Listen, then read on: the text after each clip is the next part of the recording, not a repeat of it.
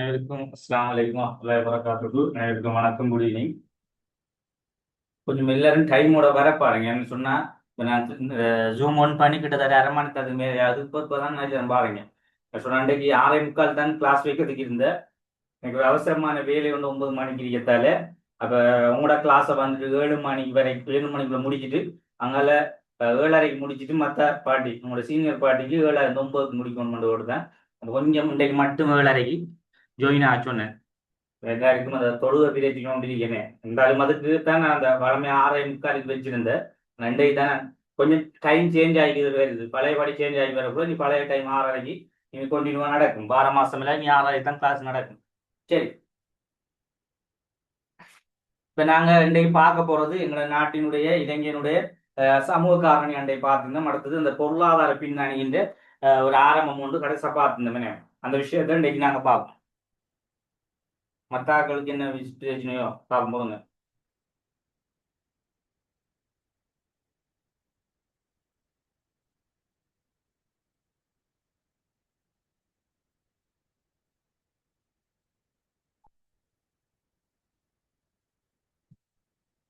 Right, கிளாஸுக்கு வந்தால் தான் அதில் ரெக்கார்டிங் கிடைக்கும். சரியா? வராட்டி கிடைக்காது. அதை நான் சொல்லிக்கிறேன்.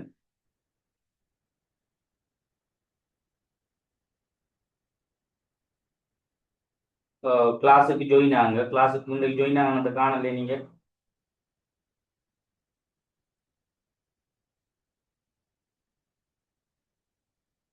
ரைட்,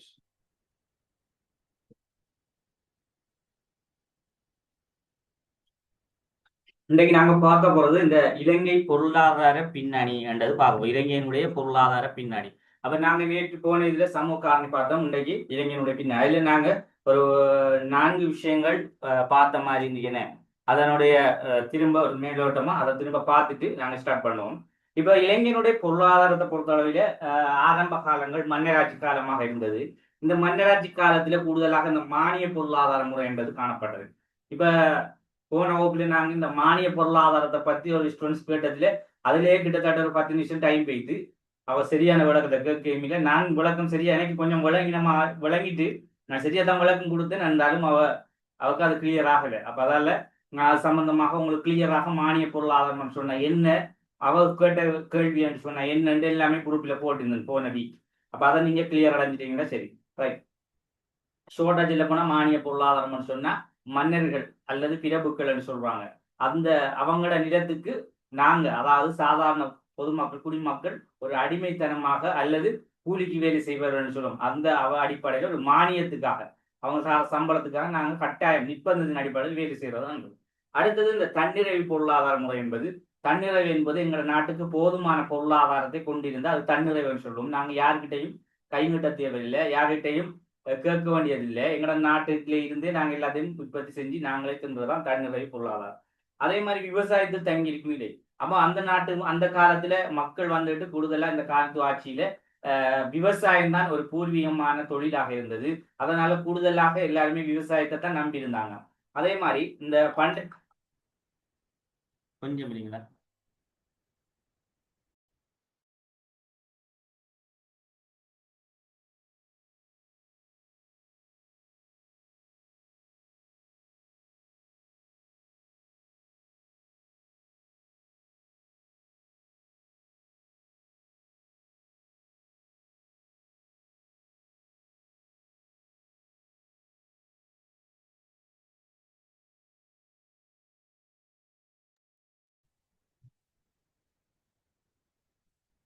சரி, அப்ப அந்த அடிப்படையில் அடுத்தது பண்டை மாற்று முறை காணப்பட்டது. இந்த பண்டை மாற்று சொல்றது வந்துட்டு ஒரு பொருளை வந்துட்டு என்ன செய்யலாம், நாங்க கொடுத்துட்டு அந்த பொருளுக்கு இன்னொரு பொருள் எடுக்கிறது அந்த பண்டை மாற்றுன்னு சொல்றது. அப்ப இந்த விஷயமும் முக்கியத்துவமாக இருந்தது. இப்போ உதாரணமா பண்டை மாற்றுல கூடுதலாக தானியங்கள் பயன்படுத்தப்படும். தானியங்களுக்கு பதிலாக நாங்க தேவைன்னு சொன்னா பல வகைகள் இல்லை ஏதாவது பொருட்கள், அதாவது ஒரு உலோகத்தாலான பொருள்களை வாங்கலாம். ஏதோ பொருளுக்கு பொருளை சேஞ்ச் பண்றதுதான் அந்த பண்டை மாற்று. இப்போ அதே மாதிரி தான் இந்த பண்டை மாற்று என்பது இப்போ அதை சொல்ற நவீன காலத்துல எக்ஸ்சேஞ்ச் முறைகள் சொல்லுவாங்க. இப்ப எங்கட இங்க இருந்து வெளிநாட்டுகளுக்கு பணப்பரிமாற்றம்னு சொல்றது பேரை தான். அதாவது நாங்க இங்க காசை போட்டோம்னு சொன்னா அங்க இருந்து சாமம் வரும். அங்க இருந்து காசை போட்டாங்கன்னு சொன்னா இங்க நாங்க சாமான் அனுப்புவோம். அப்படியே அந்த எக்ஸ்சேஞ்ச் சிஸ்டம் தான் அது. ரைட், அடுத்து பார்ப்போம்னாங்க இவ்வளவு நேரத்துக்கு இந்த கிளாஸ்ல 8 பேர் தான் வந்திருக்கு. இப்ப இந்த பொருளாதார காலநிலை இந்த பொருளாதார காரணியை பத்தி நாங்க யோசிக்கக்குள்ள இதுல சில ஆங்கிலேயர் காலம், அதே மாதிரி போர்த்துகேயர், ஒல்லாந்தர், ஆங்கிலேயர்னு சொல்லக்கூடிய காலம் என்ன இது மிக முக்கியத்துவமான வகுப்பு. என்னன்னு சொன்னா கொஞ்சம் பொறுங்க, நான் ஒரு வாய்ஸ் ஒன்று போட்டு வா.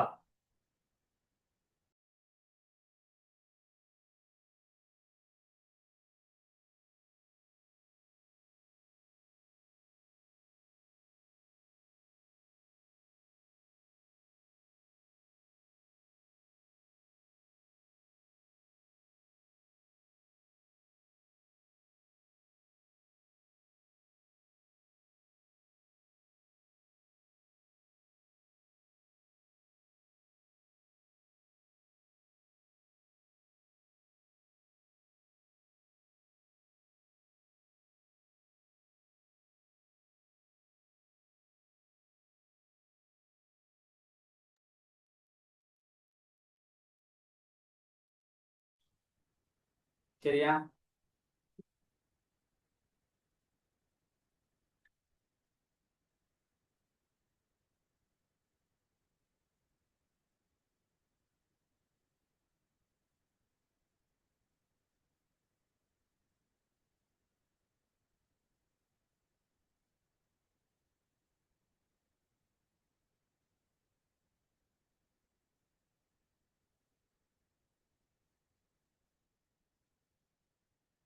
Right. என்னன்னு சொன்னா என்ன நான் அந்த வாய்ஸ்ல போட்டிக்கன்னு சொல்லி எல்லாரும் கேளுங்க. சரியா? இது வந்துட்டு யாப்புகள். இப்ப யாப்புகள்ல பேசிக் தான். இதுல நீங்க பேசிக்ல இருந்து இப்ப நடக்க போற நடந்துட்டு இருக்க கிளாஸ்ல இருந்து வரலன்னு சொன்னா உங்களுக்கு நாளைக்கு இந்த காலத்துவம்னு சொன்னா என்னன்றது வழங்க போறீங்க. அடுத்தது இதுல நாங்க சொல்லப்படுகின்ற இதுல 47ஆம் ஆண்டு யாப்பு, அதே மாதிரி 72ஆம் ஆண்டு யாப்புன்னு சொன்னா என்னண்டே வழங்க போறீங்க. ஏன் காரணம்னு சொன்னா இது மிக முக்கியமான பகுதி. இதை படிச்சாதான் 78ஆம் ஆண்டு யாப்பினுடைய பகுதி முக்கியத்துவமா படிக்கணும். அது ஆறாக இருந்தாங்க. அப்ப வந்தீங்கன்னா நான் ரெக்கார்டிங் தருவேன், இல்லைன்னு சொன்னா நான் போல இல்லை. ஏன்னா இப்ப நீங்க பொலிட்டிக்கல்ல வந்துட்டு மிக முக்கியத்துவம் சொன்னா இந்த பகுதியா முக்கியத்துவம். அப்ப இந்த பகுதியில நீங்க வராமட்டீங்கன்னு சொன்னா நான் ஒன்றும் செய்யல. ஏன்னு சொன்னா இதுல பேசிக், இதுல கட்டமைப்பு, இதுல சொல்லப்படுற கோல்ஃப் இருக்குன்னு சொன்னா என்ன, அதே மாதிரி குழுமக்கள் சொன்ன என்ன, இது முக்கியத்துவமானது. அப்ப நாங்க ஆரம்ப பகுதியை விட்டுட்டோம்னு சொன்ன யாப்பில அங்கால கேள்வி முக்கியத்துவமாக யாப்புகள்ல தான் 4 கேள்வி பாரு. அப்ப 2 கேள்வி செஞ்சுதானே ஆகணும். அப்ப முடியாம போயிருமா? சரி. இப்ப இதுல பாருங்க, இந்த போர்த்துகேயர் ஒல்லாந்தர் ஆங்கிலேயர்னு சொல்றது. இப்ப பொருளாதார காரணியை பொறுத்த அளவில போர்த்துகேயருக்கு ஏதாவது ஒரு பங்கு இருக்குமா என்ற சொல்றாங்க. அதே மாதிரி இந்த ஒல்லாந்தருக்கு ஏதாவது பங்கு இருக்குமா, அதே மாதிரி ஆங்கிலேயருக்கு. இப்ப நாங்க பார்த்தோம்னு சொன்னா முதல்ல வந்து இந்த போர்த்துகேயர் எடுத்தோம்னு சொன்னா இவங்கட பொருளாதார ரீதியான என்ன பங்காளிப்பை செஞ்சுட்டு போனாங்க நாட்டிலேன்னு பார்க்கல. இலங்கையில் பொருளாதாரம் வீழ்ச்சி அடைந்திருந்தது. அப்ப இவங்கள காலத்துல பொருளாதாரம் என்பதை பார்த்தா ஒரு வீழ்ச்சி நிலையை கண்டிருந்தது. ஏன்னு சொன்னா பொருளாதாரம் என்பது எல்லாராலையும் எல்லா என்ன கட்டி எழுப்புறது கஷ்டம். ஆனா அதை பொருளாதாரத்தை கட்டி எழுப்பணும்னு சொன்னா சரியான ஒரு மேனேஜ்மெண்ட், சரியான ஒரு கட்டுப்பாடு இருக்கணும். அப்ப இவங்க வந்த நேரங்கள்ல பொருளாதாரம் சரியான ஒரு கட்டுப்பாடு இல்லை. அப்ப அதால இலங்கையில் பொருளாதாரம் வீழ்ச்சி அடைந்திருந்தது அவங்களோட காலப்பகுதியில. அடுத்த 2வது வாசனை திரவியங்கள் யானை தந்தம் என்பன இலங்கையிலிருந்து கொண்டு செல்லப்பட்டது. அப்ப இவங்க என்னத்துக்கு வந்தாங்கன்னு சொன்னா அழகா தெளிவா சொல்லப்படுது. பொருளாதாரம் சரியான ஒரு மந்தமான நிலையில் இருந்தது. அடுத்தது எங்கட நாட்டுல இருந்து பொருளாதாரம் அவங்களோட நாட்டுக்கு கொண்டு வரணும். அப்ப இவங்க வந்த நோக்கம் எங்கட நாட்டுக்கு என்ன, எங்கட நாட்டுல வளங்களை சூறை அடிக்கொண்டு போவதுதான் வந்தாங்க. அப்ப இதான் வந்துட்டு போர்த்துகேயர் வந்ததால இப்ப. ஆனா ஒரு சில நலவான விஷயங்களும் இருந்தது, இல்லைன்னு சொல்லல. மக்களுடைய பயன்பாட்டு பொருட்கள், மக்களுக்கு தேவையான இன்று வரைக்கும் போர்த்துகேயர் காலத்துல பயன்படுத்தப்பட்ட சில விஷயங்களும் இன்று வரைக்கும் இருக்கு. அப்ப ஒரு சில நல்லதுகள் இருந்தாலும் எங்களோட நாட்டுக்கு நாங்க பார்க்கக்குள்ள பொதுவான கருத்தின்படி பொருளாதார அடிப்படையில இவங்க எங்களோட நாட்டினுடைய வளங்களை கொண்டு போனாங்க. அதே போல பொருளாதாரத்துல வீழ்ச்சி தான் இவங்களோட காலத்திலே ஏற்பட்டது. அதே மாதிரி அடுத்த விஷயம் பாருங்க, இதுல ஒல்லாந்தர் காலப்பகுதி.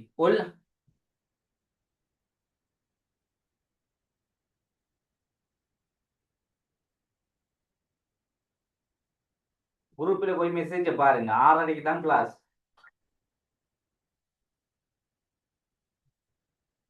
அடுத்த பாருங்க ஒல்லாந்தர் காலப்பகுதி. ஒல்லாந்தர் காலப்பகுதியை பொறுத்தவரையில இக்காலத்திலும் இலங்கையில் பொருளாதாரம் வீழ்ச்சி இருந்தது. அப்ப இவங்களோட காலத்திலையும் பொருளாதாரத்தை பொறுத்தளவில் அதுவும் ஒரு மந்தமான நிலை, வீழ்ச்சி அடைந்த நிலையில தான் இருந்தது. அதே மாதிரி பெரிய அளவிலான மாற்றங்கள் ஏற்படவில்லை. அப்ப ஏதாவது மாற்றங்கள் சொன்னா அந்த அளவுல இல்லை. ஆனா இவங்களோட காலத்திலேயும் இவங்களும் இளைஞர் மக்களுக்கு நிறைய நலவு செஞ்சிருந்தாங்க. அவங்களோட ஒல்லாந்தர்களை கேள்விப்பட்டிருப்பீங்க, டச்சு சட்டங்கள் கொண்டு வந்தது. அதே மாதிரி ஒல்லாந்தர ஆரம்ப கால பாடசாலைகள் இன்று வரைக்கும் இருக்கு. நாங்க பொதுவாக இதை சொல்றாங்க, அந்த கொழும்பு வழி இருக்க நாளந்தா ஆனந்தா இதெல்லாம் அவங்கள்ட்ட காலத்திலேன்னு சொல்றாங்க.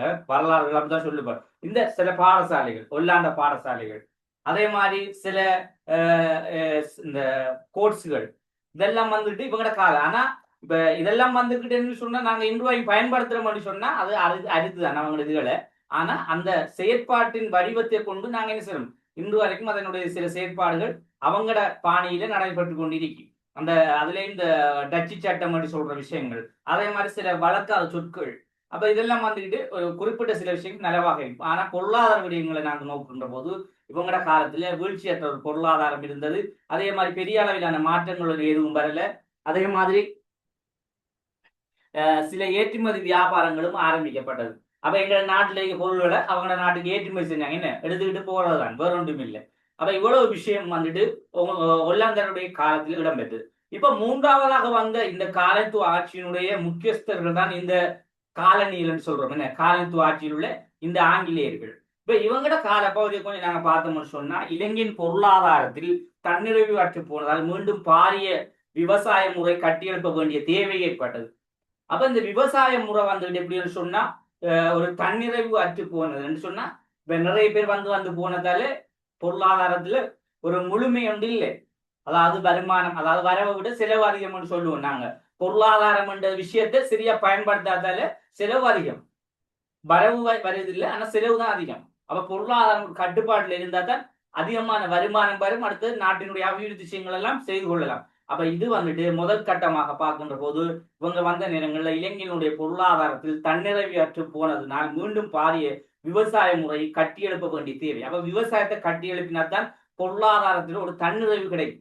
தன்னிறைவு சொன்னீங்க, நாங்களே திண்டு, நாங்களே அதை உற்பத்தி செஞ்சு நாங்களே திண்டு உண்டு கொள்றது, தின்றது உண்றது என்ன எல்லா முறையும் கருத்தா. அப்ப உண்டு கொள்றன்னு சொன்னா நாங்க யார்கிட்டையும் கை நீட்டணும் அவசியம் இல்லை, வெளிநாட்டுல இருந்து எங்களுக்கு ஏற்றுமதி இறக்குமதி செய்யணும் அவசியம் இல்லை, நாங்களே எங்க நாட்டுக்கு உற்பத்தி செஞ்சு நாங்களே தின்னலாம். அப்ப அதுக்காக என்ன செய்யணும், பொருளாதாரத்தை முக்கியத்துவம் காட்டணும், அதனுடைய முறையை கட்டி எழுப்பணும். அப்பதான் தன்னிறைவான பொருளாதாரத்தை நாங்க கொண்டு வரலாம்ன்றத இவங்கட காலப்பகுதியில் இருந்தது. அதே மாதிரி இந்த மானிய முறை வீழ்ச்சி, ஏற்றுமதி இறக்குமதி பொருளாதார முறை. அப்ப இந்த மானிய முறைன்னு சொன்னா இந்த மக்கள் வந்துட்டு இந்த பிரபுக்களுக்கு வேலை செய்யறது நாங்க ஏற்கனவே பார்த்தோம். இந்த செயற்பாடு இல்லாம மக்கள்ல ஒரு ஃப்ரீயானு சொன்னா அவங்கள இஷ்டத்துக்கு விடணும், அவங்களோட பாட்டுக்கு அவங்களே சுயதொழில் செய்யணும். அப்ப அது என்னன்னு சொன்னா திறந்த பொருளாதாரம்னு சொல்றாங்க. அதுதான் சொல்ற திறந்த பொருளாதாரம். நாங்க எங்கட ஊர்ல எங்கட நாட்டில் இருக்க மக்கள் அவங்க விரும்பினவங்க என்ன செய்யலாம், அவங்களோட முதலை போட்டு காசை போட்டு அவங்க உழைக்கலாம், யாருக்குமே எந்த தடையும் இல்லை. அதே மாதிரி வெளிநாட்டவர்கள் எங்கட நாட்டில் வந்து உழைக்கலாம். இந்த சிஸ்டத்தை இந்த ஆங்கிலேயர் கொண்டு வந்தாங்க. இதைத்தான் சொல்ற விவசாய முறை, அந்த மானிய முறை வீழ்ச்சியாற்றது பிறகு ஏற்றுமதி இறக்குமதி பொருளாதார முறையை கொண்டு வந்தாங்க. அப்ப இங்க இருந்து பொருளாதாரம் அங்கிருந்து ஏற்றுமதி செய்ற, அங்கிருந்து இங்க இறக்குமதி செய்ற, இப்படி ஒரு சேஞ்சிங் முறை ஒன்று தொடர்ந்து இருந்தது. அதே மாதிரி பெருந்தோட்ட பயிற்சிகள் ஆரம்பிக்கப்பட்டது. அப்ப இவங்க வந்துதான் இந்த பெருந்தோட்ட பயிர், என்ன தேயிலை, ரப்பர், கொக்கோ இப்படியான சில பயிர்களை கொண்டு எங்களோட நாட்டினுடைய வருமானத்தை அதிகரிக்க செஞ்சாங்க. அதே மாதிரி மரபு ரீதியான விவசாய முறை காணப்பட்டது. இப்ப இந்த மரபு ரீதியான விவசாய முறை என்று சொன்னா பாரம்பரியமாக நாங்க சொல்லுவோம், பழைய காலத்திலிருந்து மக்களினுடைய வாழ்வாதாரத்தான மிக முக்கியம் ஒன்று இந்த விவசாயம் உள்ளது. அதாவது விவசாயம் சொன்னா நாங்க என்ன செய்யறோம், இந்த அரிசி தானியத்துக்காக நாங்க செயல்படுறதுதான் விவசாயம். அப்ப இது வந்துட்டு பாரம்பரியமான சொல்லப்படுகின்ற ஒரு விவசாயம் தான் இது. ஒரு நாங்க ஒரு பயிற்சியில பாரம்பரிய பயிற்சிகள் தான் இந்த நெற் பயிற்சிகை. அப்ப இதனுடைய ஆரம்பத்தை தொடர்ந்தும் என்ன செய்யணும், பாரம்பரியம் சொன்னா பழைய காலத்துல இருந்தாலும் அதை நாங்க இன்று வரைக்கும் நாங்க சாப்பிடுறோம்னு சொன்னா அந்த விவசாயத்தை நம்பித்தான். அதே விவசாயத்தை தொடர்ந்து இவங்க வந்து என்ன செஞ்சாங்க, மரபு ரீதியான விவசாய முறையை காணப்பட்டது. இது 1948ஆம் ஆண்டு 95% ஏற்றுமதி வருமானம் பெருந்தோட்ட பயிற்சிகள் கிடைக்கப்பட்டது. இப்ப மரபு ரீதியான விவசாயம் என்றது தொடர்ந்து இருந்தது, அதையும் இல்லை என்று அழிக்காம அவங்க தொடர்ந்து அந்த விவசாயத்தை கொண்டு வந்து இந்த ஏற்றுமதி இறக்குமதி என்று சொல்றது பெருந்தோட்ட பயிர்ல அதிகமான வளர்ச்சி கண்டது. அப்ப இவங்க கொண்டு வந்து அறிமுகப்படுத்தி இந்த பெருந்தோட்டத்துல நல்ல வெற்றி கண்டாங்க. கிட்டத்தட்ட 95% ஏற்றுமதி கண்டாங்க. இதுல ஒரு கஷ்டமும் ஒன்று ஏற்பட்டது. நான் அதை சொல்றேன் அந்த வரலாறுகளை. இதுல ஹிஸ்டரிகள் எடுக்க பாடம் எடுக்காக்கள் இருந்தா அந்த வரலாறுலாம் உங்களுக்கு தெரிஞ்சுக்குமே. ரைட், அடுத்த பாருங்க.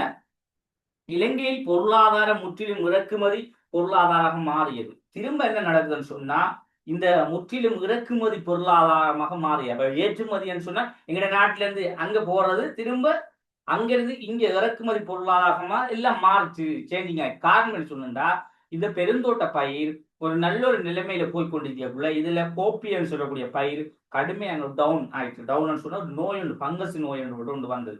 அப்ப இந்த நோயின் காரணமாக இந்த பொருளாதாரத்தினுடைய தன்மை ஆட்டோமேட்டிக்கா சரிவடைஞ்சோடனே எங்களோட நாட்டுக்கு தேவையான சில வளங்களை நாங்க பெறணும்னு சொன்னா அங்கிருந்து வெளிநாடுகள் இருந்து இறக்குமதி செஞ்சு தான் பெறக்கூடிய சூழ்நிலையும் ஏற்பட்டது.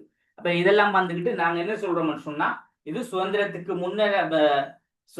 முன்னரான ஒரு பொருளாதார நிலைமை. இப்ப சுதந்திரத்துக்கு முன்னேறன்னு சொன்னா எங்களோட நாட்டை ஒரு காலத்துவ அரசை கொண்டு, அதாவது அரசியல் விளைவுன்னு சொல்லுமே, ஒரு எங்களோட நாட்டுக்கு தேவையான ஒரு அரசியல் யாப்ப வச்சு எங்களோட நாட்டை நிர்வாகம் செய்யற இப்படியான ஒரு காலகட்டம் வாரத்துக்கு முதல் எங்களோட நாட்டினுடைய இந்த காலத்துவம் என்று சொல்லக்கூடிய ஆங்கிலேயர காலத்தினுடைய இந்த காலத்துவ ஆட்சி முறை இப்படித்தான் இருந்தது. அப்ப கஷ்டமான நிலைமை. இப்ப ஆங்கிலேயர்ண்டா போல அவங்க பெரிய பணக்காரர் அப்படி இல்ல, அவங்க நாட்டை பிடிச்சவங்க எங்களோட நாட்டினுடைய வளங்களை வச்சு எங்களோட மக்களை என்ன செய்யறாங்க, ஆளுதாங்க, அவ்வளவுதான். அது அவங்க கோடிக்கணக்கில் கொண்டு வந்து எங்களுக்கு தாராக்களும் இல்லை, எங்களோட நாட்டில் இருக்கிறத வச்சு எங்களுக்கு என்ன செய்யறாங்க, ஒரு நிர்வாகத்தை செஞ்சாங்க, அவ்வளவுதான். அப்ப இப்படியான நிலைமையில என்ன நடந்துச்சுன்னு சொன்னா, இவ்வளவுமே இந்த காலகட்டத்துல பொருளாதார ரீதியாக ஏற்பட்டது. இப்ப இந்த பொருளாதார நிலைமைய சுதந்திரத்துக்கு பின்னர் எப்படி இருந்திருக்கும்ன்றது சின்ன ஒரு இதொன்று சில சில கருத்துக்களை சொல்றாங்க. இப்ப நாங்க எடுத்தோடனே போகலாம் சுதந்திரத்துக்கு பின், ஏன் அதுக்கிடையில நிறைய விஷயங்கள் இருந்தாலும் அந்நேரம் எப்படி இருந்தான்னு சொல்லப்பட்டுதான் இது சுதந்திரத்துக்கு முன்னர். அதாவது எங்களோட நாட்டினுடைய அரசியல் விளைவுன்னு சொன்னா, நான் சொன்ன இந்த யாப்புக்கள் நிர்வாக விடயங்கள், இலங்கை கொண்ட ஒரு யாப்பு, இலங்கை கொண்ட ஒரு நிர்வாகம், இலங்கை கொண்ட ஒரு அதாவது ஒரு அரச கட்டமைப்பு என்ற விஷயம் பாரத்துக்கு முதல் இருந்த நிலைமை தான் இது. அப்ப அண்ணனம் இருந்த நிலைமைய திரும்ப சுதந்திரத்துக்கு பிறகு எப்படி இருந்தான்னு சொல்றாங்க. இதுல பாருங்க, இலங்கை சுதந்திரத்துக்கு பின்னரான பொருளாதார மாற்றத்தை பத்தி பார்க்க போனா, இலங்கையில் பொருளாதாரத்தில் தன்னிறைவு அற்று போனதால் மீண்டும் பாரிய விவசாய முறை கட்டியெழுப்ப வேண்டிய தேவை ஏற்படும். அப்ப இந்த தன்னிறைவு என்று சொல்றோம். என்ன, ஏன் இந்த தன்னிறைவு என்று சொல்றோம்? தன்னிறைவு சொன்னா எங்க நாட்டிலே நாங்கள் உற்பத்தி செஞ்சுருங்க. ஆனா சுதந்திரத்துக்கு பின்னர் ஏன் இந்த நிலைமை அற்று போய் பாப்போம், யாருக்கு இந்த விஷயம் தெரியுது சொல்லுங்க, யாருக்கு ஏன் அந்த தன்னிறைவு அற்று போற காரணம் என்ன? இப்ப பாப்போமே, 1947 48 சுதந்திரம் கிடைச்சுனே, 48 சுதந்திரம் கிடைச்சு. இப்ப 1900 நாங்க 1980 சொல்லுவோமே, 1980 சொல்லுவோமே. இப்ப 80 சரியா, 48 சொன்னா 1800 1800. சரி, அந்த 1800ஆம் ஆண்டுல கிட்டத்தட்ட ஒரு 48க்கும் அதுக்கு முன்னமா இப்ப இந்த கால பகுதிக்குள்ள எப்படி இருந்துச்சு? 90க்கும் 48க்கும் இடையில எப்படி இருந்திருக்கு? அப்ப ஆங்கிலேயர் ஆட்சி நிலவியது. அப்ப அவங்க பெருந்தோட்டத்துறையெல்லாம் அறிமுகம் செய்து அதுல ஒரு அடிமை மாதிரி மக்கள் வச்சாங்க. அந்த நிலைமை நாங்க 47 சுதந்திரமாகி இலங்கையர்கள் ஆட்சி செய்யக்குள்ள அந்த பெருந்தோட்டத்துறைகளை சரியான முறையில கவனிக்காம விட்டதால அந்த நிலைமை வந்தது. அந்த மாற்றம் வந்தது. வேற என்ன நடந்திருக்கு? வேற இது நான் சொல்றது பொருளாதார ரீதியான காரணம் இந்த விஷயம் சொல்லிருக்கா. இப்ப நாங்க சும்மா நார்மலா சமூக ரீதியாக யோசிக்கக்குள்ள என்ன நடந்திருக்கிறான்? வேற என்ன காரணம் சொல்லுங்க சொல்லுங்க, நல்ல ஒரு காரணம் சொல்லுங்க. மக்களோட உழைப்பை சுரண்ட அவங்களுக்கு போதுமான அந்த உதவி அந்த பணம் கிடைக்கல, அதனாலையும் சில மக்கள் தொடர்ந்து போக வேண்டிய நிலை வந்தது. வேற வேற இன்னொரு காரணம், நல்ல காரணம் அப்ப சொல்லுங்க. மத்தாக்களை யோசிக்கணும், யோசிச்ச விட வேற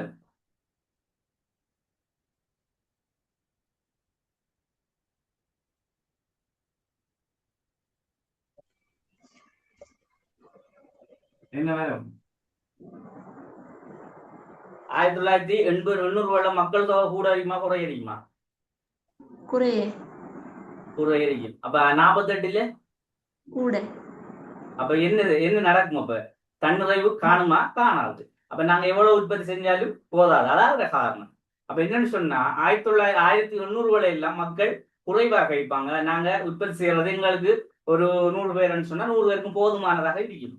ஆனா இந்த மக்கள் தொகை இந்த சொல்றது என்ன குடும்பமாக அதிகரிக்க இந்த மக்களின் தொகையும் என்ன செய்யும் அதிகரிச்சு போகும். அப்ப அந்நேரம் 300ல பார்க்கக்கூடிய 1 லட்சம் பேர் இருந்தார்கள் 48ல 10 லட்சம் பேரா போய்த்தாங்க. இப்ப 10 லட்சம் பேர் ஆனா அவ்வளவு பேருக்கும் நாங்களே உற்பத்தி செஞ்சு நாங்களே தின்னலாமா? போதுமா? போதாது.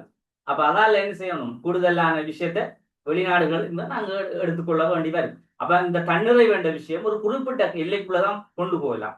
இப்ப பாருங்க எங்கட நாட்டுல நாங்க நினைச்சதெல்லாம் உற்பத்தி செய்யலாம். அதுல ஒரு இஷ்யூ ஒன்று இல்லை. இருந்தாலும் மேலதிகமான சில விஷயத்த நாங்க முயற்சி செஞ்சாலும் முடிக்கல எங்கட நாட்டுல. அப்ப இதான் அந்த நிலைமை. தன்னிறைவு என்பது ஒரு காலத்துல, அதாவது ஒரு நவீனம் இல்லாத காலம், எந்தவித வளர்ச்சியும் இல்லாத காலம், தின்றதுக்கு ஒரு உளுந்தும் பயரும் அரிசியும் தான் என்று சொன்னா அந்த மூணையும் நாங்க எப்படியும் எடுத்துக்கலாம். அப்போ ஒரு ஜெனரேஷன் புதிய ஜெனரேஷன் வந்து ஒரு 100 வருஷத்துக்கு பிறகு வரக்குள்ள அவங்களோட ஸ்டைல் வந்து வித்தியாசம் இருக்கும். ஏன்னா அந்த டைம்ல ஒரு 100 பேர் இருந்தாக்கள் ஒரு 1000 பேரை மாறுவாங்க. மாறக்குள்ள இன்னும் அதிகமான தேவைகள் இருக்கு.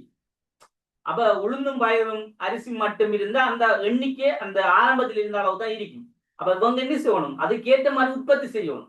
அப்ப உற்பத்தி செய்யறதுக்கு அந்த மக்களும் என்ன செய்யணும்? அந்த மக்களை போல இப்ப இருக்க ஜெனரேஷனும் உற்பத்தி செய்யணும். ஆனா அங்க எல்லாருமே வெள்ளாமை செய்யக்கூடிய ஆட்களா இருப்பாங்க. ஆனா இந்த 48ல வர கூட கொஞ்சம் படிச்சவங்களா வருவாங்க. அப்ப படிச்சவங்க வெள்ளாமை செய்வாங்களா? யோசிச்சு பாருங்களேன், செய்ய மாட்டாங்க. அப்ப அங்க 100 பேர் இருந்தாலும் 100 பேரும் வெள்ளாமை செய்யக்கூடிய ஆட்களா இருப்பாங்க. இங்க 1000 பேர் இருந்தாலும் அதுல 50 பேர் தான் வெள்ளாமை செய்வாங்க. மிச்சம் 50 பேரும் படிக்கக்கூடிய ஆட்களா தான் இருப்பாங்க. ஏன்? நவீனம் வளர வளர வளர கல்வி அறிவு வளர வளர நாங்க கல்வியை தான் தேடுவோம். அப்ப இது இப்படியான ஒரு முறைகள் தான் இந்த தன்னிறை பொருளாதாரம் வீழ்ச்சி அடைய காரணம். சரியா? ரைட். நீங்க சொன்ன காரணங்களும் வரும். பொருளாதார காரணம் டெஸ்ட் சொன்னதும் வரும். அதே மாதிரி சமூக ரீதியாக சொல்லக்குள்ள நாங்க இப்படியான காரணங்கள் மக்கள் தொகையால இப்படி ஏற்பட்ட மாற்றத்தை சொல்லலாம். சரியா? Right, okay. அடுத்து பாருங்க பிள்ளைகள், 2வது சொல்லப்படுகிறது அதான். சரியா? அதை கொஞ்சம் பார்த்தா விளங்கும் நோட்ஸ். சனத்தொகை அதிகரிப்பு ஏற்பட்டதால் அதற்கேற்ற வகையில் உற்பத்தியும் அதிகரிக்க வேண்டிய தேவை ஏற்பட்டது. இதான் அதனுடைய சரியான காரணம். சரியா? ரைட். அடுத்த 3வது பாருங்க, இளைஞர்களின் தொகை அதிகரிப்பதால் வேலையில்லா பிரச்சனை ஏற்பட்டது. இப்ப இன்னும் ஒரு பிரச்சனை, நீங்க எவ்வளவுதான் படிச்சாலும் பிள்ளைகள், இப்ப ஆட்கள் அதிகரிக்க என்ன நடக்குது? இப்ப படிச்சாக்களுக்கு வேலை கொடுக்கலாம், அது ஒரு விஷயம் ஒன்று இல்ல. கிட்டத்தட்ட 100 பேருக்கு தான் வேலைன்னு சொன்னா 100 பேர் தான் கிடைக்கும். இது 500 பேர் படிச்சிருக்காங்க, 500 பேருக்கும் வேலை கொடுக்கண்டே எப்படி கொடுக்க? அதான் பிரச்சனை. அப்ப மக்கள் அதிகரிக்க இங்க ஸ்டாக் இல்லை. அப்ப வேலைகள் என்ற விஷயமும் ஒரு திண்டாட்டமான ஒரு நிலைமையாக ஆரம்ப காலத்தில் இருந்தது. அதே மாதிரி ஆட்சி மாற்றங்களால் பொருளாதார மாற்றங்கள் ஏற்பட்டன. அப்ப ஆட்சி மாற பொருளாதாரம் என்ன செய்யலாம்? மாறும். அப்ப இனி என்ன நடக்க போகுது என்றதான் நாங்க பேசிக்ல இருந்து போறோம். இப்ப நாங்க பார்க்க போறோம் இந்த காலனித்துவ என்று சொல்லக்கூடிய காலனித்துவம் என்று சொன்னா என்ன, இந்த காலனித்துவ அரசு சொன்னா என்ன, அதனுடைய அறிமுகம் என்ன, எப்படி அது உருவாக்கப்பட்டது, அதனுடைய வளர்ச்சி என்ன, இதனால என்ன மாற்றங்கள் எங்க நாட்டில் ஏற்பட்டது என்றுதான் நாங்க இனி படிக்க போற சப்ஜெக்ட். அதுக்கு சொல்ற காலனித்துவ அரசு. இப்ப நாங்க நேற்று போன வகுப்புல பார்த்தது அதனுடைய சமூக விளைவுகள், அதே போல பொருளாதார விளைவு. இப்ப பார்க்க போறது அரசியல் விளைவு. அந்த அரசியல் விளைவுல முதலாவதாக ஏற்பட்ட எங்க நாட்டுல கோல்ட்புரூக் அரசியல் திட்டம் ஒன்று உருவாக்கப்பட்டது. இதான் எங்களுக்கு முதலான ஒரு பாராளுமன்ற முறை, அதாவது தற்போது இருக்க பாராளுமன்ற முறை அரசாங்கம் ஒன்று உருவாகிறதுக்கு பேசிக் தான் அடித்தளம். சரி, இப்ப பாப்போம் பிள்ளைகள், நாங்க ஒரு சின்ன அறிமுகம் இன்ட்ரடக்ஷன் ஒன்று பார்ப்போம். இதை சொல்லப்படுறதை பாருங்க. காலத்துவவாதம் காலத்துவ அரசு ஆகிய விடயங்கள் தொடர்பான தெளிவினையும் அறிவினையும் பெற்றுக்கொள்வதோடு இலங்கையில் ஏற்பட்டுள்ள காலத்துவ அரசு, அவற்றின் நிலை மாற்றங்கள் மற்றும் அவற்றினால் ஏற்பட்ட சமூக பொருளாதார அரசியல் விளைவுகள் போன்ற பல்வேறு விடயங்களையும் ஆராய வேண்டுள்ளது. இப்ப ஒரு இன்ட்ரடக்ஷன் என்ன சொல்றாங்கன்னு சொன்னா, அறிமுகம் இது கொடுக்காங்க. அதாவது காலத்துவம்னு சொன்னா காலத்துவாதம் காலத்துவ அரசுன்னு சொல்றது நாங்க ஏற்கனவே பார்த்தோம். காலத்துவ அரசுன்னு சொன்னா என்னது? இந்த காலத்துவ அரசுன்னதெல்லாம் பொதுவா சொல்றாங்க. ஒரு இதுக்கு எப்படி கருத்து கொடுக்காங்கன்னு சொன்னா, இலங்கையில் ஏற்பட்ட காலத்துவ அரசு, அவற்றின் நிலை மாற்றங்கள் மற்றும் அவற்றில் ஏற்பட்ட சமூக பொருளாதார அரசியல் விளைவு. அதாவது காலத்துவ அரசுகளால ஏற்பட்ட ஒரு அரசியல் பொருளாதார சமூக விளைவு அடிப்படையாக கொண்டதுதான் இந்த காலத்துவவாதம் காலத்துவ அரசு, அதே மாதிரி காலத்துவம்னு சொல்ற கருத்து. அப்ப இந்த அடிப்படையில தான் இது தொடர்ந்தும் ஆராயப்பட்டது. தொடர்ந்து அதுல சொல்றாங்க 2வது பந்தில உலக வரலாற்றை ஆராயும் போது உலகில் பல்வேறு ஆட்சி முறைகள் இடம்பெற்று வந்துள்ளன அறிய முடிகின்றது. இத்தகைய ஆட்சி முறைகள் ஒன்றா காலத்துவ அரசு ஆட்சி முறை விளங்கியது. அப்ப உலகில நாங்க பார்க்க ஆட்சி முறையில கிட்டத்தட்ட எக்கச்சக்கமான ஆட்சி முறைகள் இருக்குன்னு நாங்க பார்த்திருக்கோம். ஆரம்ப கால ஆட்சி முறையிலேருந்து நாங்க பார்த்தோம். என்ன ஆரம்ப காலத்துல இந்த கோத்திர ஆட்சி முறை, அரசு முறைன்னு நாங்க பார்த்திருந்தோம். அதே போல கிரேக்க அரசு முறை என்று பார்த்தினோம். அது பிறகு இந்த படிப்படியாக நாங்க தாரண்யவாதம், மார்க்சவாதம், பாசிசவாதம் என்று அப்படி ஒவ்வொரு வாத அரசு என்ன ஒரு அரசு வந்துட்டு ஒரு கருத்தியில தங்கிரி. அப்ப அதால அரசியல் கருத்தோட சேர்ந்து அந்த அரசு என்று சொல்றாங்க. மார்க்சவாத அரசு, தாரண்யவாத அரசு அப்படி நாங்க சொல்லுவோம். அதே மாதிரி ஒன்றுதான் இந்த காலத்துவ அரசு என்பது. அப்ப காலத்துவம் என்பது ஒரு குறிப்பிட்ட ஒரு ஒரு குறிப்பிட்ட நபர்களால குறிப்பிட்ட காலத்துல ஆட்சி செய்யப்பட்டதுன்னு நாங்க சொல்றோம். அப்ப இதுவும் ஒரு பிரபல்யமான அரசு முறைகளில் உண்டாக இந்த அரசியல் பாடத்துல முக்கியத்துவம் வாய்ந்தது. அப்ப அதனாலதான் இந்த காலத்துவ அரசுன்னு சொன்ன என்ன, இதனால் ஏற்பட்ட மாற்றங்கள் என்ன, இந்த காலத்துவ அரசு இலங்கையில் என்ன மாற்றத்தை ஏற்படுத்தியது என்றுதான் நாங்க என்ன படிக்க போற பகுதி. ரைட். இதுல காலத்துவ அரசை பத்தி நாங்க தொடர்ந்து பார்ப்போம். 1796 தொடக்கம் 1748. அப்ப இந்த காலத்துவ அரசினுடைய பேசிக்கா நாங்க பார்த்தோம்னு சொன்னா, அவங்க இலங்கையை வந்துட்டு கரையோரத்தை 1796 கைப்பற்றி தொடர்ந்து 1948 வரைக்கும் என்ன செய்றாங்க, அவங்களுடைய ஆட்சி முறை இருக்குன்னு. அப்ப இந்த ஆட்சி முறை வந்துகிட்டு கிட்டத்தட்ட ஒரு நாங்க எவ்வளவு காலம் கிட்டத்தட்ட ஒரு இதுல இருந்து பார்த்தாலும் இதுல ஒரு 20 கிட்டத்தட்ட ஒரு 150 200 ஆண்டுகள் 200க்குள்ள இருக்குமே இவ்வளவு காலத்துக்குள்ள இவங்களோட ஆட்சி முறை இருந்தது. இப்ப இலங்கையில் பிரித்தானியர்கள் அவங்கள கொஞ்சம் வரலாறு கொஞ்சம் பாருங்க. இலங்கையில் இந்த பிரித்தானியர்கள் கைப்பற்றி ஆட்சி புரிந்த காலமே காலத்துவ ஆட்சி என்று வரையறை செய்யப்பட்டது. 1796 தொடக்கம் 1948 வரை காலப்பகுதி காலத்துவ ஆட்சி காலமாகும். அப்ப இது ஒரு காலத்துவ ஆட்சி காலம் ஒரு குறிப்பிட்ட கால எல்லையை கொண்டுதான் நடந்தது. ஏன் அவங்க இலங்கைக்கு வந்தாங்க, வந்து இலங்கையினுடைய கரையோரத்தை கைப்பற்றி இலங்கையுள்ள கரையோரத்தை கைப்பற்றி ஒரு அரசு ஸ்தாபிக்க முனைந்தாங்கன்னே, அதான் காலத்துவ அரசு. ஆனா அந்த அரசினுடைய கால எல்லை வந்துட்டு 1948 வரைக்கும் நிலையாக இருந்ததை இந்த காலத்துவ அரசுன்னு சொல்றாங்க. தொடர்ந்து பாருங்க, பிரித்தானியா இதுல இந்த வந்த ஆக்களை பத்தி சொல்றாங்க. இலங்கைக்கு வந்த பிரித்தானியா, பிரான்ஸ் மக்களும் வந்துச்சு. அதான் உங்களுக்கு அண்டை நான் கேட்டு, பிரித்தானியா, பிரான்ஸ், ஒல்லாந்து மற்றும் போர்த்துகேயர் போன்ற ஐரோப்பிய காலத்துவ அதிகாரங்களுக்கு நேரடியாக கீழ்நிலைப்படுத்தப்பட்டிருந்த ஐரோப்பிய அல்லாத சமூகங்களில் விருத்தி அடைந்த அரச மாதிரியே காலத்துவ அரசு என்பதன் மூலம் அறியப்படுத்தப்பட்டது. இந்த அரச மாதிரி வரலாற்று ரீதியா 16ஆம் நூற்றாண்டின் பின்னரே வளர்ச்சி அடைந்தது. அப்ப இந்த அரச மாதிரியினுடைய வளர்ச்சியை பார்த்தோம்னு சொன்னா 16ஆம் நூற்றாண்டு. இப்ப நாங்க இந்த சொல்லப்படுகிற இந்த கேளுங்க பிரான்சியர் இலங்கைக்கு வரலையா சார்? இந்தியாக்கே வந்த ஆறு பிரான்சியர் பிரான்சியர் இலங்கைக்கும் வந்திருக்காங்க. இலங்கைக்கு வந்து அவங்க காலத்துவ ஆட்சியில ஒரு குறிப்பிட்ட எல்லையில வந்து இருந்து கொண்டு போயிருக்காங்க. வரலாறுகளை சொல்லப்படுது. இந்தியாவுக்கும் வந்துருக்காங்க. இந்தியாவுக்கு வந்து பிரான்ஸ் இந்த இலங்கைக்கும் வந்துருக்காங்க. நீ ஹிஸ்டரி பாடம் எடுக்குதா இல்லே? ஹிஸ்டரி எடுக்கீங்களா? ஹிஸ்டரி பாடம் எடுக்க நீங்க இப்போ எடுத்தீங்களா இல்லே? இல்ல சார், கிரேட் 11ல படிச்சது. கிரேட் 11ல ஹிஸ்டரியில இருக்கு. நீங்க இப்ப A level ஹிஸ்டரி படிச்சா அவங்களோட அந்த வந்த இதுகள் இலங்கைக்கு வந்தது, இந்தியாவில் வந்ததெல்லாம் இருக்கு. சரியா? யோசிக்க தேவை. என்ன சொன்னா, கிரேட் 11ல பிரான்சியர் வந்தண்டு வராது. பொதுவா போர்த்துகேயர், ஒல்லாந்தர், ஆங்கிலேயர் 3 பேரும் வந்தன்னா இருக்கு. அதானே? அப்படித்தானே நீங்க படிச்சிருப்பீங்க. தஸ்வினி சொல்லுங்க அப்போ. ஏல் நோட்ஸ்ல பெருசா பிரான்சியர் குறிப்பிடல சார் வரலாறுல. வரலாறு குறிப்பிடல. இலங்கைக்கு அவங்க இன்னடத்தான் வந்து அங்காம் வந்து இஞ்சாம் வந்துட்டு தெளிவா சொல்லல. ஒரு சில இடத்தை பிரான்சியரின் வருகை என்று சொல்லப்பட்டிருக்கு. சரிதானே? பாத்துக்கீங்க தானே? இல்ல சார், இனித்தான் படிக்கணும். ரைட். நீங்க இன்னும் இந்த கிரேக்க இது அந்த வரலாறுகள்ல இது படிக்கலையா நீங்க? இன்னும் யாப்புகள்ல இது இந்த தொடர்பு வரல? வரலாறு நாடுகான் பயணங்களோட நிக்க சார். இப்ப நான் கேட்கிறேன்னு சொன்னா, இதுல இலங்கை வரலாறுல இலங்கை வரலாறு இருக்குதானே? இலங்கை வரலாறுல இதுல போனீங்கன்னு சொன்னா காலத்துவ ஆட்சி முறை வந்து ஒரு பகுதி இருக்குதானே? அதுல இன்னும் படிக்கலையான்னு கேட்டேன். இல்ல சார், அதுல 5வது புற காலம் போல ராசரட்டையோட நிக்கி. அவ்வளவுத்தோட நிக்கீங்க. அதாவது அப்ப இவ்வளத்தோட நிக்கக்குள்ள இன்னும் எவ்வளவு பகுதி இருக்கு? இப்ப 6வது யூனிட்ல நிக்கீங்க. சரியா? ரைட். நான் ஹிஸ்டரி கிளாஸ் செஞ்சேன்னா, நான் ஒரு வருஷம் ஹிஸ்டரி கிளாஸ் செஞ்சிருக்கேன். ஏனென்றா அது கணக்காட்டு கூடன்னு சொன்னா பிள்ளைகள் போதாது. இப்ப வெறுமனே சும்மா நார்மலா ஒரு 10-15 பிள்ளை எல்லாம் பாருங்க, அது மெனக்கடையெல்லாம் கூட அதை விட்டுட்டேன்.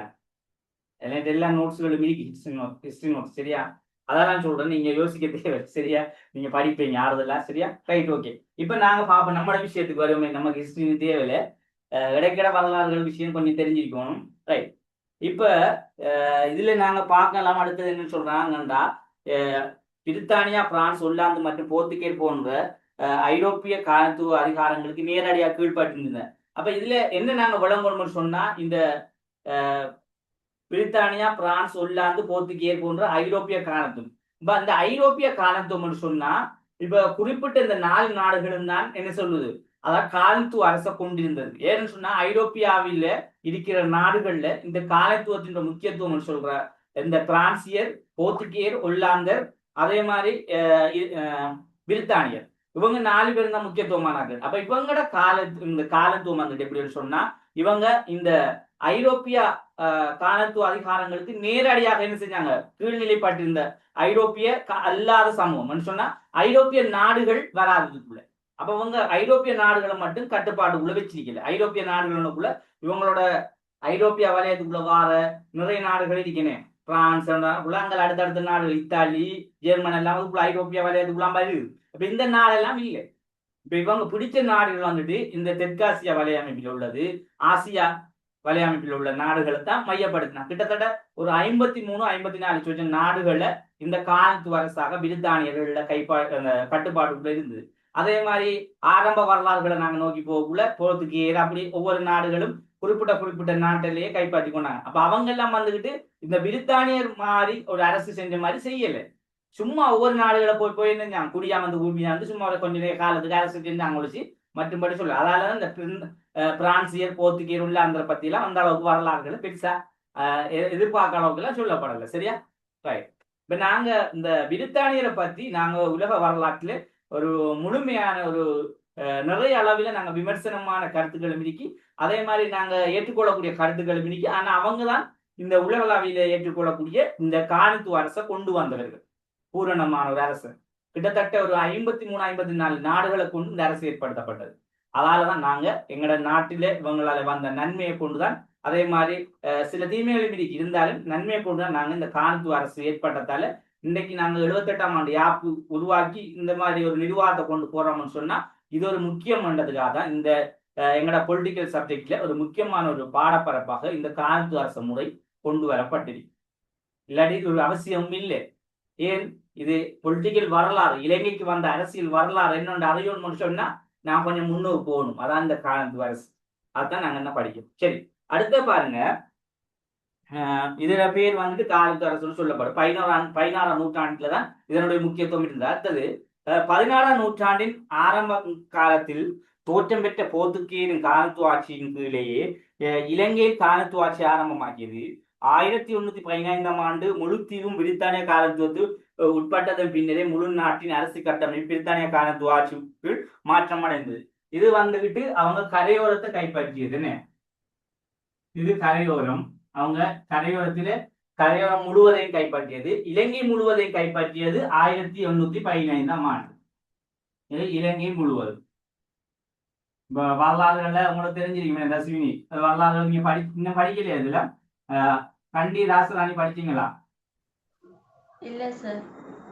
அதுல வருது. அதாவது கண்டி ராஜசிங்க மன்னன் கடைசி அவர் என்ன செஞ்சாங்க, கடைசி கட்டத்துல அவரோட போர் செஞ்சுதான் என்ன செஞ்சாங்க, இலங்கை முழுவதையும் கைப்பற்றி கொண்டாங்க. அதான் வரலாறுகளோட சொல்லப்படுது. அப்ப கடைசி இருந்த ராஜ்யம் கண்டி ராஜ்யம்.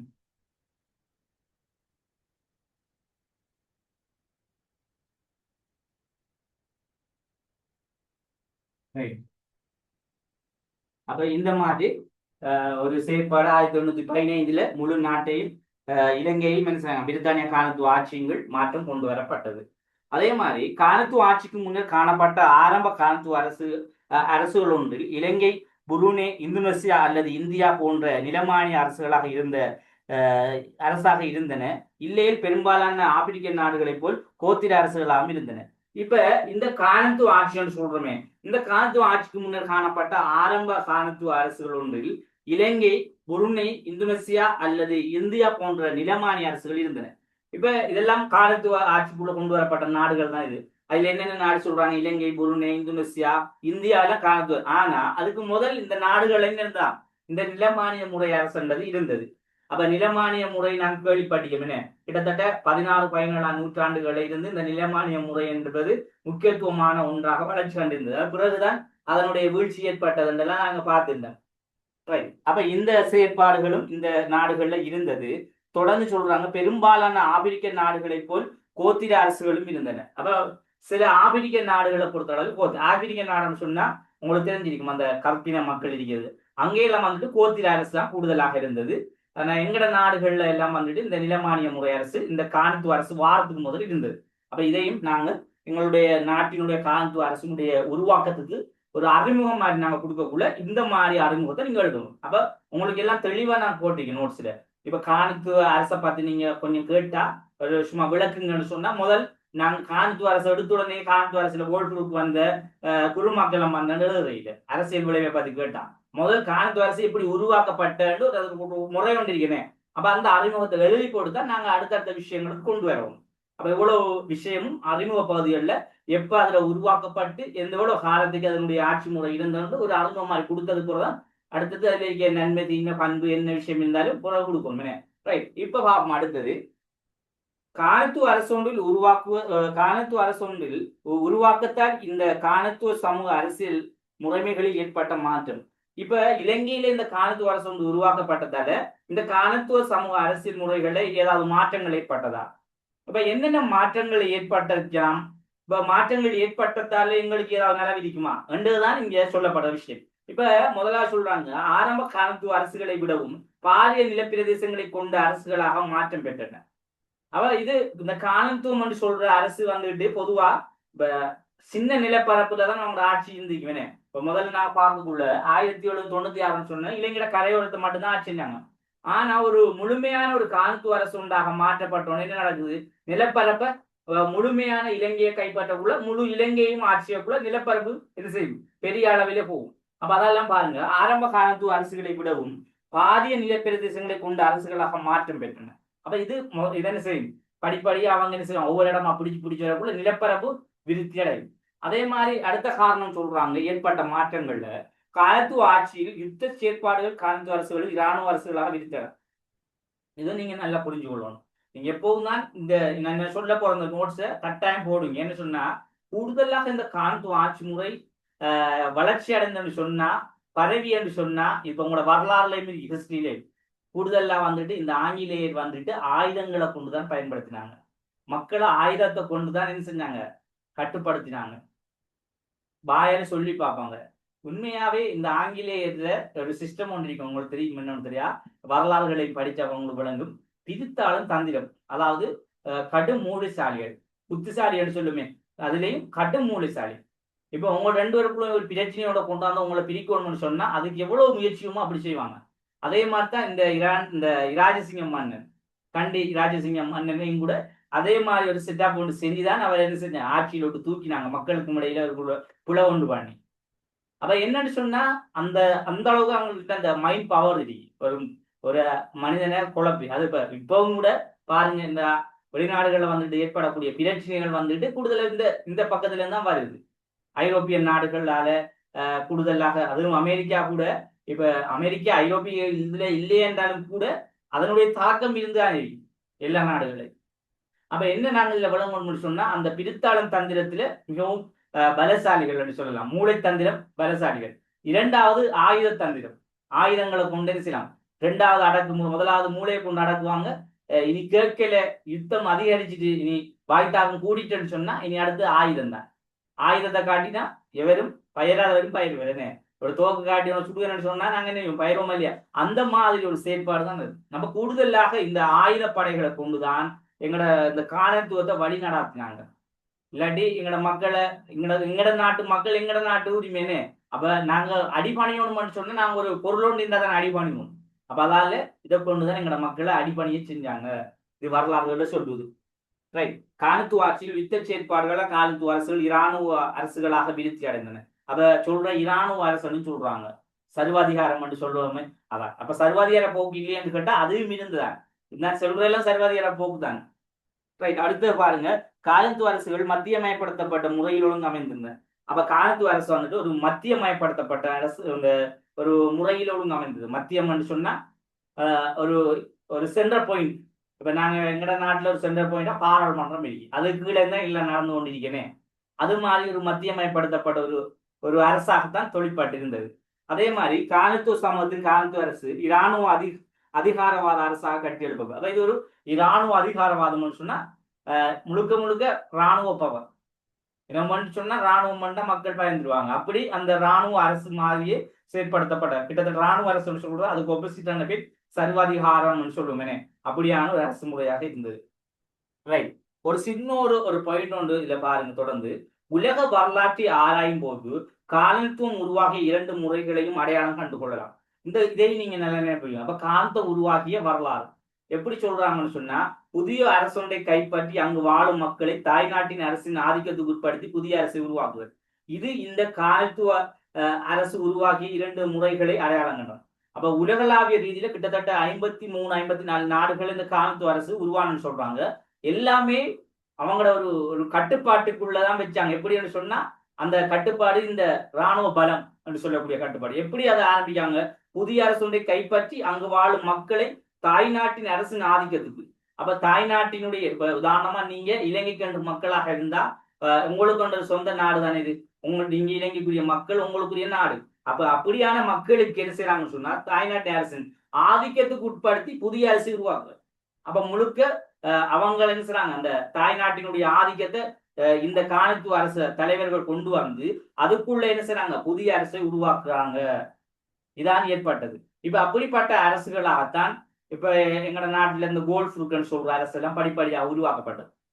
அப்ப முதல்ல என்ன செய்யறாங்க, காலத்துவ அரசை கொண்டு வராங்க. காலத்துவ அரசுல இருந்து முழுமையான ஒரு நாட்டை தேசிய அளவில் அவங்கள கொண்டு வராங்க.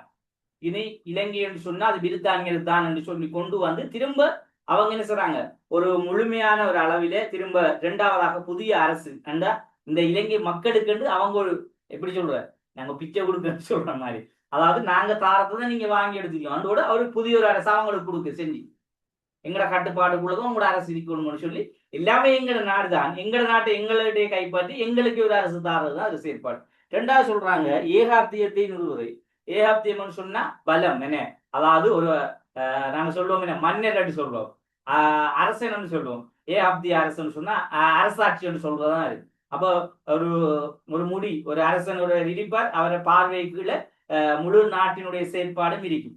அது சின்ன அரசாக செயற்படலாம், நீங்க பிரிஞ்சு அரசாக செயற்படலாம். ஆனா ஏகாப்தியம் சொல்லக்கூடிய ஒரு பலம் அந்த அரசு கிட்ட இருக்கும். அவங்க மெயின்டைன் பார்த்து கொண்டிருப்பாங்க, அதுக்குள்ள அந்த அரசுகள் ஸ்தாபிக்கப்படும். அப்ப இந்த 2 வழிமுறையும் தான் இருந்தது.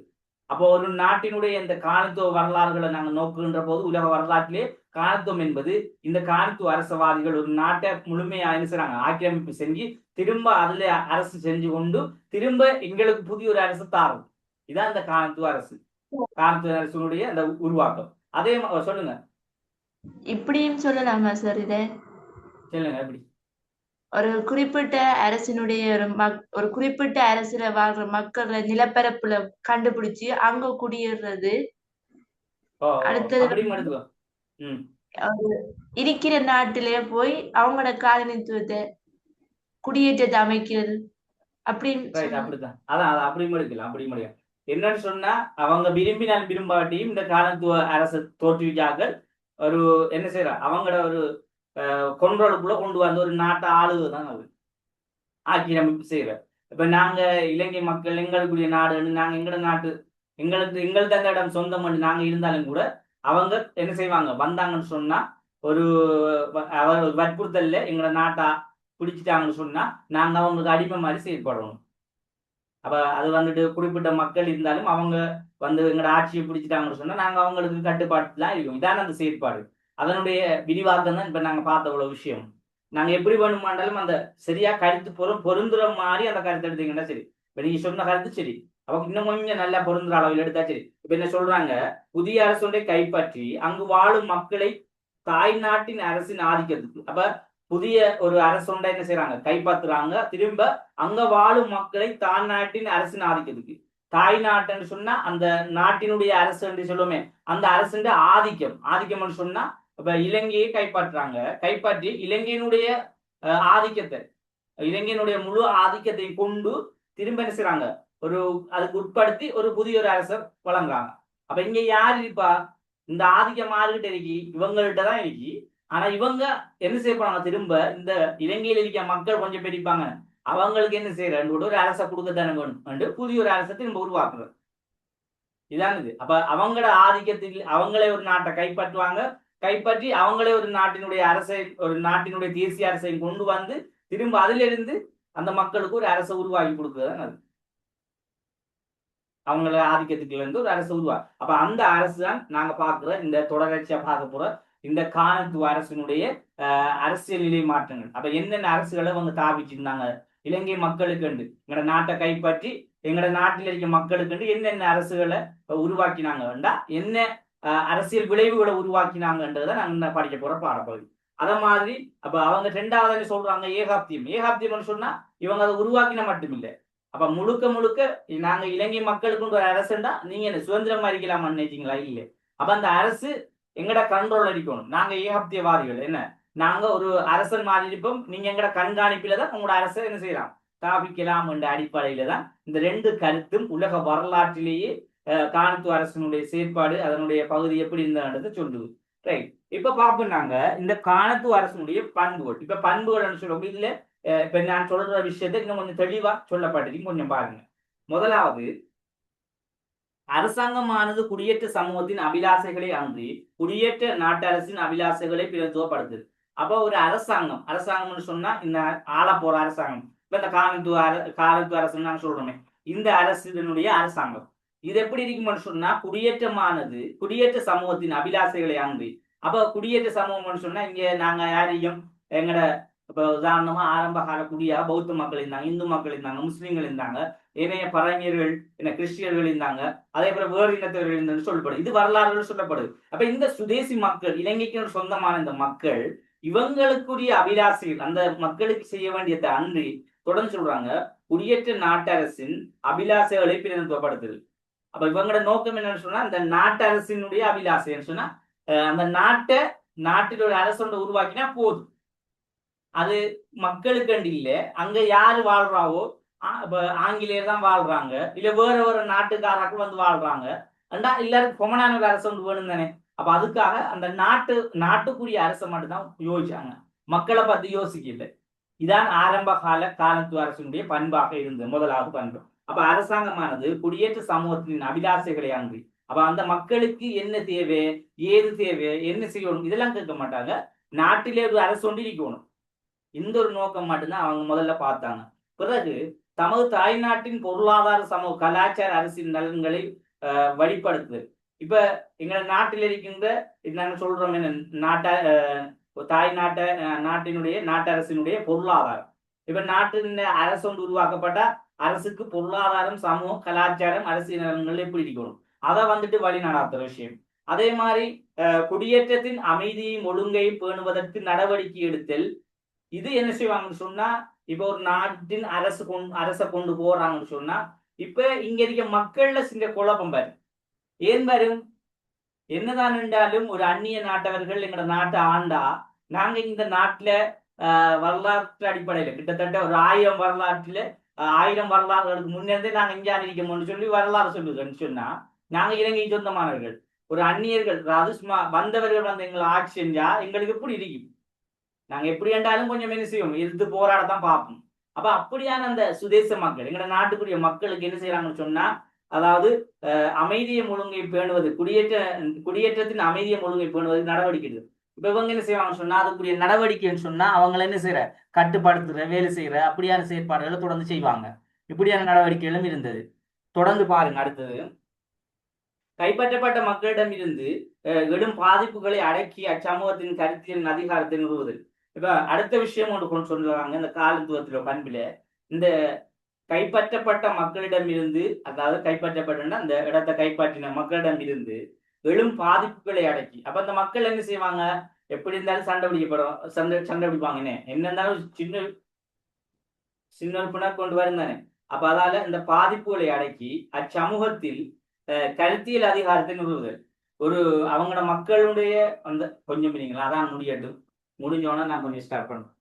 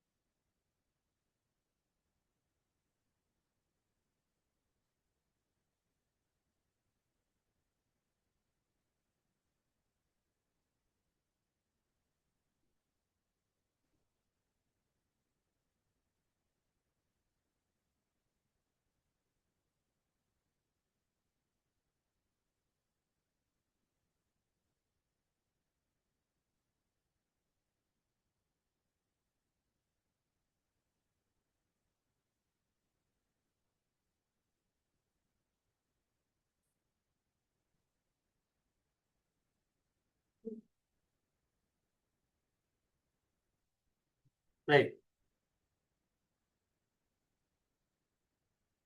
அடுத்த பாருங்க, இதுல அடுத்த பண்பு வந்துட்டு இந்த கைப்பற்றப்பட்ட மக்களிடம் எழும் பாதிப்புகளை அடக்கி அச்சமூகத்தில் கருத்தியலின் அதிகாரத்தை நிறுவுதல். இப்ப இப்ப பிரச்சனை நடக்குதுன்னா இப்ப அவங்களுக்குள்ள கருத்துக்கள், அதாவது எங்களுக்கு அப்படி செஞ்சிடலாம், எங்கட நாடு தானே, அது வந்து மக்கள் கருத்துக்கள் சொல்லுவாங்க.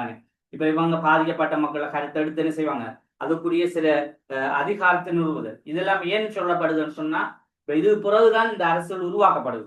அப்ப இந்த அரசுகள் உருவாக்கப்படுகின்ற சில சம்பவங்கள் தான் இது காலத்து ஆட்சியில் நடைபெற்ற சம்பவங்கள். மக்களுக்கு நலனான விஷயங்கள் எதுவும் இல்லை, ஆனா மக்களுக்கு எதிரானவர்கள் தான் இது. ஆனா மக்களையும் என்ன செய்யணும், பாதிக்கக்கூடாது. முழுமையா பாதிச்சிட்டோம்னு சொன்னா மக்கள் என்ன செய்வாங்க, இந்த காட்டு அரசுக்கு முழு நாடுமே எதிர்த்தாயும். அப்ப அதால ஒரு சில விஷயங்களை செஞ்சியும் கொடுத்தாங்க, ஆனா முழுமையா இல்ல, மக்களோட ஒரு சில விஷயங்களை எதிர்வாகவும் நின்றாங்க. இதான் இந்த காலத்து அரசு தொடர்ந்து இருந்த முறை. சரி பாருங்க, தொடர்ந்து இதுல அடுத்த சொல்லப்படுது குடியேற்ற நாட்டரசின் நலன்களை பலவந்தமாக நிலைநிறுத்தல். அப்ப சில நலனான விஷயங்களை பலவந்தமாக, அதாவது விரும்பினாலும் விரும்பாட்டியும் என்று சொல்ற மாதிரி இல்லை, அதாவது கட்டாயமாக என்ன செய்யணும், நிர்பந்தமாக நீங்க ஏற்றுக்கொள்ளத்தான் வேணும் என்று சில விடயங்களும் இருந்தது நலனான நலன்களை. அதே மாதிரி என்னடா, குடியேற்ற நாட்டரசனுக்குள்ள ஒரு நாட்டின் அரசாக வழங்குறதால இந்த அரசவங்க என்ன செய்யணும், அந்த நாட்டில் மிக்க மக்கள் ஏற்றுக்கொள்ளத்தான் வேணும் என்ற கருத்தான் அது. அடுத்தது தொடர்ந்து பாருங்க, காலத்து ஆட்சி உள்ளூர் வர்க்கங்களுக்கு இடையிலான முரண்பாடுகள் தனக்கு சார்பாக உபயோகித்துக் கொள்ளும். இப்ப நான் சொன்ன அந்த பிரித்தாளும் தந்திரம் சொன்னேன், அதான் இதுல வார விஷயம் விளங்கி கொள்ளும், நல்லா விளங்குங்க. அதாவது இந்த உள்ளூராட்சி என்று சொல்றோமே, இந்த உள்ளூராட்சி என்று சொல்ல கூட இப்ப எங்கட பகுதியில நாங்க பொதுவாக சொல்றோம் இந்த பிரதேச ரீதியான உள்ளது. இப்ப எங்கட கிராமங்கள் பிரதேசங்களை தான் உள்ளூர் பகுதியில் சொல்லுவோம். இதுல ஏற்படக்கூடிய சின்ன சின்ன பிணக்குகளை எல்லாம் இந்த ஆங்கிலேயர்கள் சாதகப்படுத்தினாங்க. அதுதான் சொல்ற, அவங்களோட மைண்ட் எப்படி சொன்னா, பிரச்சனை ஒன்று நடந்தா அந்த பிரச்சனையே விலக்கவும் பார்க்க மாட்டாங்க, இன்னும் அதிகரிச்சு எப்படி அதுக்குள்ள நாங்க ஒரு பெரிய ஆளாகலாம் தான் அவங்க பார்த்தாங்க. அதே மாதிரி அடுத்த விஷயம் பாருங்க, இதுல காலத்து ஆட்சி உள்ளூர் வர்க்கங்களுக்கு இடையிலான முரண்பாடு தனது சார்பாக உபயோகித்துக் கொள்ளும். அல்லது காலத்து அரசு குடியேற்ற வர்க்கங்களுக்கு இடையில் ஐக்கியம் இணக்கப்பாடு ஏற்படுவதை தவிர்த்தது. அப்ப இந்த குடியேற்ற வர்க்கங்களுக்கு இடையில ஐக்கியம் கொண்டு வரணும்ன்றதெல்லாம் ஏற்படுது. இப்ப மக்கள் ஒற்றுமையான நடக்கும், இவங்களுக்கு எதிர்வாயுவாங்க, எதிர்ப்பானா சரி அதோட நாம அங்க இருக்கீங்களா, நாட்டோட்டு ஓடிக்கணும் என்ற நிலைமை வருமா இல்லையா. அதால என்ன கூடுதலாக இந்த ஆங்கிலேயர் சிந்தனை வந்துட்டு, இந்த பிரித்தாளும் தந்திர சிந்தனை வந்துட்டு அதிகமான அளவில் இருந்தது. அதாவது ஒரு இலங்கைய முழுமையான ஒரு என்ன நிலைப்பாடு, முழுக்க முழுக்க வந்துட்டு மக்கள் ஒற்றுமை அறிக்கப்படா, ஏதாவது நல்லது செய்வாங்க, ஆனா மக்கள் ஒன்று அறிந்துட்டாங்கன்னு சொன்னா இவங்களுக்கு எதிர்வாயுவாங்கன்றதால தொடர்ந்து என்ன செய்யற அந்த சின்ன சின்ன பகுதிகளில் போய் அந்த முரண்பாடுகள் ஏதாவது இருந்தால் திரும்ப அதை அதிகரிக்க செய்யறது, இல்லாட்டி அவங்களுக்குள்ள ஏதாவது பிரச்சனை நடந்தால் தீர்ப்பம் கொண்டு போய் முன்னுக்கு நிக்கல, அப்படி எல்லாத்தையும் விட்டுட்டு போட்டு அதாவது கூட்டு பார்க்கின்ற மாதிரி அப்படி விளையிடுவாங்க. அப்படியான செயற்பாடு உள்ள ஆட்கள் தான் இந்த காலத்து அரசவாதிகளாக இருந்தாங்க. அதே மாதிரி இந்த காலத்து அரசு குடியேற்ற நாட்டின் எந்த வர்க்கத்தையும் தனது ஆட்சியின் பங்காளராக கொண்டிருக்கவில்லை. அப்ப அடுத்தது இதுல பௌத்தர்கள் இருந்தாங்க, இந்துக்கள் இருந்தாங்க, முஸ்லிம்கள் இருந்தாங்க, கிறிஸ்டியர்கள் இருந்தாங்க, யாரையும் கூட இவங்களுக்கு சார்பான, இப்ப இலங்கைக்கு என்று சொந்தம் இருந்த மக்களை இவங்களுக்கு சார்பானவர்களா வச்சுக்கொள்ளல. அதே மாதிரி தொடர்ந்து சொல்லப்படுது குடியேற்ற நாட்டரசுக்கு குறைந்த சட்டமுறை தன்மை இருத்தல். அப்ப குறைந்த சட்டமுறை தன்மையை இந்த குடியேற்ற நாட்டரசுக்கு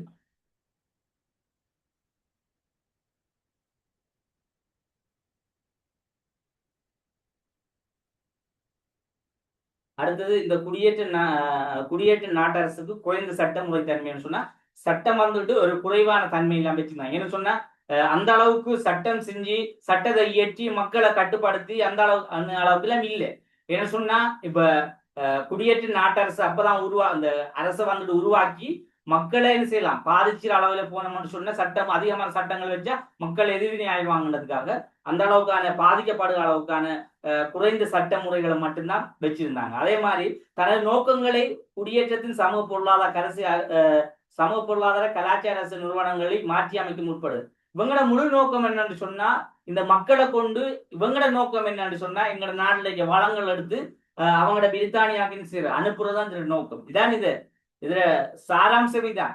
அவங்க எங்களோட நாட்டுக்கு வந்தது, எங்களோட நாட்டை கைப்பற்றியதெல்லாம் எங்களோட நாட்டையும் ஆண்டது. அதே போல அவங்களோட வேலை வந்துட்டு எங்களோட நாட்டில் இருக்க வளங்கள், எங்களோட நாட்டில் இருக்க அதிகமான இந்த நிறைய வளங்கள் என்று சொல்லக்குள்ள இந்த யானை தந்தங்கள், மாணிக்கங்கள், அதே மாதிரி இந்த நாங்க என்ன சொல்ற இந்த பெரிய பெரிய பெருந்தோட்ட பயிற்சிகள் சொல்றோம். இதுல வர வருமானம் இப்படியான தொடர்ச்சியாக வந்த வருமானங்கள் எல்லாம் படிப்படியாக ஆங்கிலேயர் அவங்க பிரித்தானியாவுக்கு தான் என்ன செஞ்சாங்க, அனுப்பினாங்க. அப்ப முழுக்க இதுல நாங்க தெரிஞ்சு கொள்ள வேண்டிய விஷயம், மக்களை ஆட்சி செய்வது ஒரு பகுதியாக இருந்தது. ஆனா முழுமையான ஒவ்வொரு நாடுகளையும் கைப்பற்றி அதனுடைய வளங்கள் சூறையாடப்பட்டதாக தான் இருந்தது. இப்ப இவ்வளவும் ஒரு காலத்துவ அரசனுடைய பண்புகளாக ஷோட்டா இப்படித்தான் இவங்க நாட்டினுடைய இந்த காலத்துவ அரசனுடைய பண்புத்தன்மை இப்படித்தான் இருந்தது சொல்லப்படுது. சரியா? நாங்க இனி அடுத்த கிளாஸ்ல பார்ப்போம். என்ன சொன்னா, எனக்கு 7:30 9 மணிக்கு உங்களோட சீனியர் பார்ட்டி கிளாஸ் ஒன்றிருக்கு. அவங்களுக்கு யாப்பு முடிச்சுட்டேன். இப்போ அவங்களுக்கு யாப்பு சீர்திருத்தங்கள் இன்றைக்கு இருக்கு. சரியா?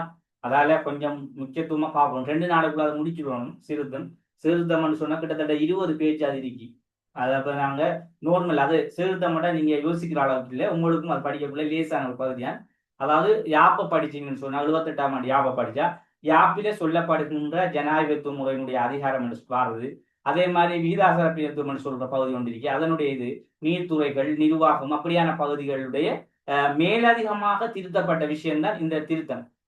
திருத்தம் சொல்லக்குள்ள 13ஆம் திருத்தம், 17, 18, 19, 20 இந்த திருத்தங்கள் வந்துக்கிட்டு எங்களோட இலங்கையில் 78ஆம் ஆண்டு யாப்பு உருவாக்கப்பட்டதிலிருந்து இன்று வரைக்கும் 2026ஆம் ஆண்டு இப்ப வரைக்கும் எப்படி என்னென்ன திருத்தங்கள் இந்த யாப்பு சட்டத்துல மாற்றப்பட்ட வேண்டதுதான் இந்த 13, 17, 18, 19, 20 இந்த 5 திருத்தம் சொல்லுது. அப்ப அந்த திருத்தங்கள முக்கியமான சில திருத்தப்பட்ட விஷயங்களை தான் நாங்க படிக்கிறது, எல்லாம் இல்லை. அப்ப அதுல வந்து ஜனாதிபதி அதிகாரங்கள் 78ஆம் ஆண்டில என்ன மாறி கொண்டு வந்தாங்க, பிறகு இந்த ஒவ்வொரு திருத்தத்திலையும் எப்படி மாற்றப்பட்டது, அவருடைய பதவி காலம் எப்படி, இதான அந்த உள்ள விஷயம். அது நீங்க உங்களோட அந்த இதுகள் வரக்குள்ள நீங்க படிக்கலாம், யோசிக்க தேவையில்லை, இலகுவான பகுதிகள். நீங்க இதை கொஞ்சம் விளங்கிட்டீங்கன்னு சொன்னா நம்ம படிச்சு போற விஷயத்த அது உங்களுக்கு ஆட்டோமேட்டிக்கா விளங்கிடும். சரியா? Right, okay. நாங்க முடிச்சு கொள்ளுடைய கிளாஸ் நான் கேட்கறதுக்கு டைம் போதாது, எல்லாருக்கும் விளங்கிட்டா விளங்கலையேன்னு சொல்லி வந்து விளங்காட்டி டவுட்டுகள் ஏதாவது இருந்தால் எனக்கு 8 மெசேஜ் போட்டு கொடுங்க. சரியா? அனைவருக்கும் நன்றி. ஜஸாக்கல்லாஹ். Thank you very much. Thank you sir. சரி, ஓகே, முடிச்சு கொள்ளுமே.